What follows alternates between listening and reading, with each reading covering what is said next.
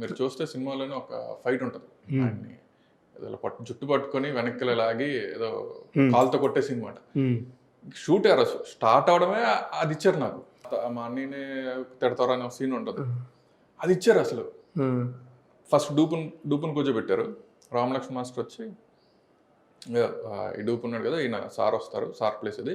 జాగ్రత్తగా చేసి చూపించండిరా అంటే వేరేవాడు వచ్చి "ఏం లేదు భయ్యా ఇలా పట్టుకో, ఇలా లాగు, మోకాలుతో తన్నన్నాడు." అంత సింపుల్‌గా చెప్పేవంటి భయ్యా అక్కడ సార్ ఉంటారు కదంటే పర్లేదు అంటారు. సార్ నేనేంటి సార్‌ని దృష్టిలో పెట్టుకొని స్లోగా ఇలా అంటున్నాను. కాలు కరెక్ట్‌గా కొట్టే టైంకి ఇంత గ్యాప్ ఉంటుందన్నమాట మధ్యలో కెమెరాలో చూస్తుంటే. భయ్యా నువ్వు తన్నాలి అంటారు. సరే సార్ అంటున్నాను కానీ ప్రతిసారి గ్యాప్ ఉంటే ఆయన వచ్చారు మళ్ళీ రామలక్ష్మణ్ వచ్చి నువ్వు ఈ సరిగా చేయకపోతే నేను తీసి డూపుని పెట్టి చేస్తాను ఇది.